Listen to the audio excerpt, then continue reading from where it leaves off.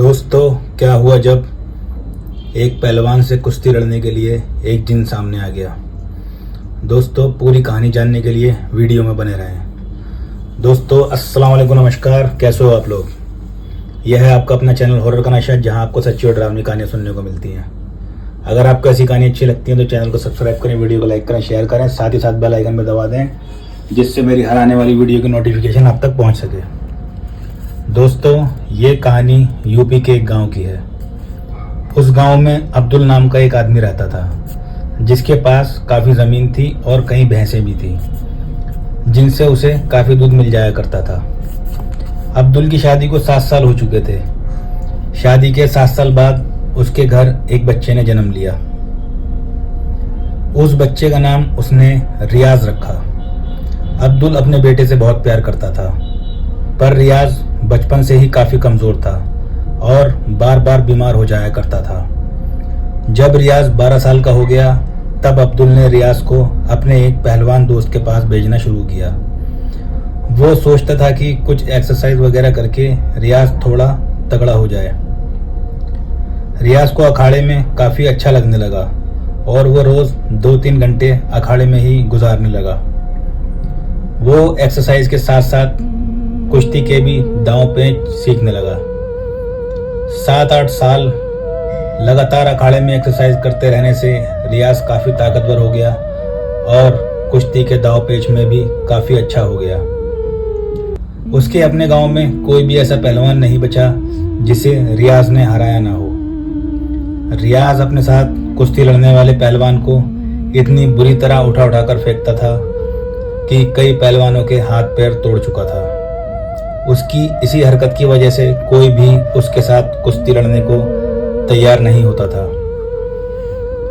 धीरे धीरे रियाज का नाम आसपास के गांव में भी मशहूर होने लगा। जो भी उसे जानता था वो उससे कुश्ती नहीं लड़ता था।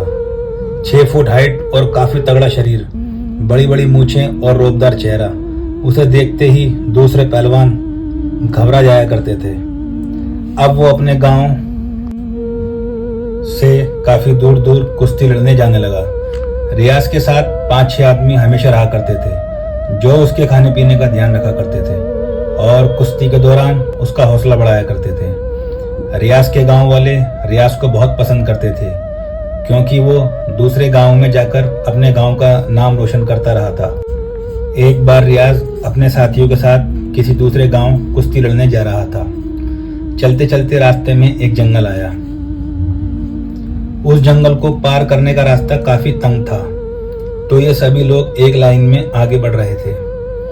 रियाज के साथी रियाज की ताकत और बहादुरी की बातें करते हुए पीछे पीछे चल रहे थे, जबकि रियाज शेर की तरह मुस्कुराता हुआ आगे चल रहा था। जब चलते चलते काफी देर हो चुकी, तो रियाज और उसके साथी एक पेड़ के नीचे बैठकर आराम करने लगे और कुछ खाने पीने लगे। रियाज के सभी दोस्त रियाज की तारीफें करने लगे कि उस पहलवान को रियाज ने कितनी जल्दी हरा दिया, या वो पहलवान जो रियाज को देख के ही भाग गया। इस तरह की बातें चल रही थी। ये जिस पेड़ के नीचे बैठे बातें कर रहे थे, उस पेड़ पे एक जिन बैठा था, जो इनकी सारी बातें सुन रहा था। इनकी बातें सुनने के बाद वो जिन एक दुबले पतले आदमी के रूप में पेड़ से कूदा और रियाज और उसके साथियों के सामने आकर खड़ा हो गया।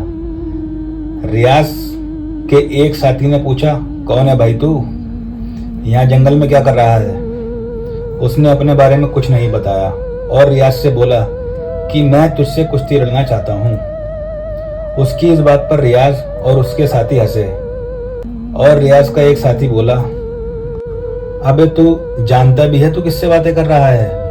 ये रियाज पहलवान है, बड़े बड़े पहलवान इसके नाम से घबराते हैं और तू इससे कुश्ती लड़ना चाहता है?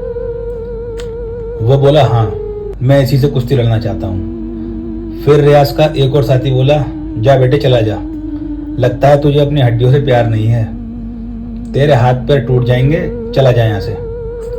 पर वो वहीं खड़ा रहा। उसके चेहरे पर डर नाम की कोई चीज नहीं थी। रियाज भी उसकी हरकत देखकर हैरान था। रियाज ने उससे उसका नाम पूछा। उसने अपना नाम जमाल बताया। रियाज बोला, ठीक है, मैं तुझसे कुश्ती करूँगा, पर यहाँ जगह थोड़ी कम है, तू हमारे साथ आगे चल, आगे थोड़ा खुला इलाका है, वहीं पर कुश्ती करेंगे। अब ये लोग आगे की तरफ चलने लगे और वो जिन इनके साथ चलने लगा। कुछ ही देर बाद खुला इलाका आ गया तो वो जिन बोला, चलो अब कुश्ती लड़ लें। रियाज के साथी सोच रहे थे ये दुबला पतला आदमी रियाज के सामने क्या ही टिकेगा, मगर फिर भी बार बार कुश्ती के लिए ललकारे जा रहा है। अब रियाज भी उसकी इस बात से काफी परेशान हो चुका था और बहुत गुस्से में था। रियाज बोला, आजा, यहीं कुश्ती होगी। और दोनों एक दूसरे के आमने सामने आ गए और कुश्ती शुरू हो गई। रियाज ने उस जिन को खूब उठा उठा के पटका, खूब मारा, पर वो जिन हार मानने को तैयार ही नहीं था। आधा घंटा कुश्ती चलती रही। रियाज थक चुका था पर वो जिन नहीं थका था। अब उसने रियाज को फेंकना शुरू किया और बुरी तरह से रियाज को मारना शुरू किया। रियाज के साथी ये देखकर हैरान रह गए। रियाज के साथियों को लगा कि ये आदमी कहीं रियाज को मार ही न डाले। वो सभी बीच बचाव करने बीच में कूद पड़े। उस जिन ने इन पांचों को भी रियाज के साथ पीटना शुरू कर दिया। इन सबको ये समझ नहीं आ रहा था कि ये क्या बला है, ये इतना ताकतवर कैसे है। उसने रियाज और इन पांचों लोगों को खूब तबीयत से पेला। इनको लगा कि आज हम में से कोई भी नहीं बच पाएगा। जिस जगह ये कुश्ती चल रही थी वहीं से एक मौलाना गुजर रहे थे। उन्हें लगा कि कुछ लोग आपस में लड़ रहे हैं, पर जब उनकी निगाह उस जिन की लाल लाल आंखों पर पड़ी तो वो समझ गए कि ये कोई जिन है। मौलाना ने फौरन कुछ आयतें पढ़ना शुरू की। उन आयतों की आवाज जब जिन के कानों में पड़ी तो वो फौरन उछलकर एक पेड़ पे चढ़ गया और एक पेड़ से दूसरे पेड़ और दूसरे से तीसरे पेड़ पर वो कूदता हुआ वापस जंगल की ओर चला गया। उसने इन 6 लोगों को इतना पीटा था कि 2-3 घंटे तक तो ये लोग रेंगते रहे, खड़े भी नहीं हो पा रहे थे। बड़ी मुश्किल से किसी तरह ये लोग अपने घर वापस पहुंचे। किसी का हाथ टूट गया था, किसी का पैर टूट गया था, किसी के सिर से खून बह रहा था।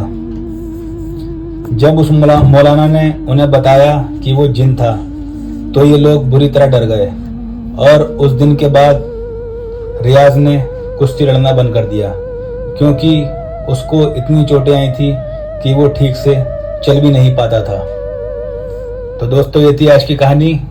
कहानी अच्छी लगी हो तो वीडियो को लाइक करें। मिलते हैं अगली वीडियो में। खुदा हाफिज।